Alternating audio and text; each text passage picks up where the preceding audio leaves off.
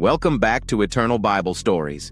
In our last episode, we witnessed the astonishing rise of Joseph, from prisoner to ruler of Egypt by God's hand. Now, as famine grips the world, the story comes full circle. Joseph's brothers arrive in Egypt, unaware that the brother they betrayed now holds their fate. This is the story of Genesis chapter 42. The brothers come to Egypt. Joseph tests his family. When Jacob learned that there was grain in Egypt, he said to his sons, "Why do you just keep looking at each other? I have heard there is grain in Egypt. Go down there and buy some for us, so that we may live and not die." Then 10 of Joseph's brothers went down to buy grain in Egypt. But Jacob did not send Benjamin, Joseph's younger brother, because he was afraid harm might come to him. So Israel's sons were among those who went to buy grain, for the famine was in Canaan also. Now Joseph was the governor of the land, the person who sold grain to all its people. When his brothers arrived, they bowed down to him with their faces to the ground. As soon as Joseph saw his brothers, he recognized them, but he pretended to be a stranger and spoke harshly to them. "Where do you come from?" he asked. "From the land of Canaan," they replied, "to buy food." Although Joseph recognized his brothers, they did not recognize him. Then he remembered his dreams about them and said, "You are spies. You have come to see where our land is unprotected." "No, my lord," they answered. "Your servants have come to buy food.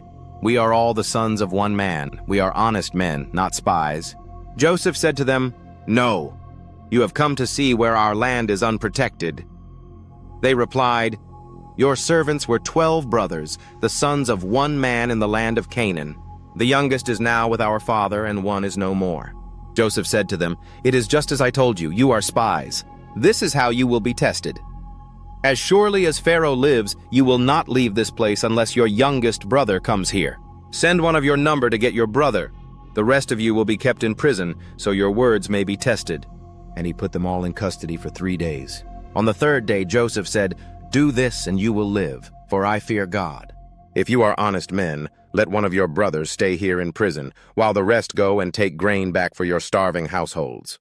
But you must bring your youngest brother to me, so that your words may be verified and you may not die." They said to one another, "Surely we are being punished because of our brother. We saw how distressed he was when he pleaded with us for his life, but we would not listen.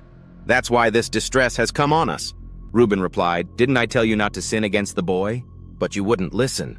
Now we must give an account for his blood." They did not realize that Joseph could understand them, since he was using an interpreter. He turned away from them and began to weep, but then came back and spoke to them again. He had Simeon taken from them and bound before their eyes. Joseph gave orders to fill their bags with grain, to put each man's silver back in his sack, and to give them provisions for their journey. This was done for them. They loaded their grain on their donkeys and left. At the place where they stopped for the night, one of them opened his sack to feed his donkey and saw his silver in the mouth of the sack. "My silver has been returned," he said. Their hearts sank, and they turned to each other trembling and said, "What is this that God has done to us?"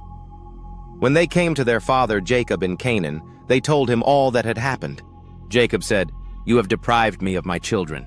Joseph is no more and Simeon is no more, and now you want to take Benjamin. Everything is against me." Reuben said, "You may put both of my sons to death if I do not bring him back to you. Entrust him to my care, and I will bring him back." But Jacob said, "My son will not go down there with you. His brother is dead, and he is the only one left. If harm comes to him, you will bring my gray head down to the grave in sorrow." And so ends this emotional reunion filled with guilt, testing, and foreshadowing, a brother's dream remembered, a father's heart breaking, and a family on the path to redemption. God's plan was unfolding even through famine, fear, and misunderstanding. If this chapter moved your heart, please like the video and subscribe to our channel for more timeless Bible stories brought to life. We'll be back soon with the next episode, as the brothers must return to Egypt once more. Until then, may the eternal word guide you.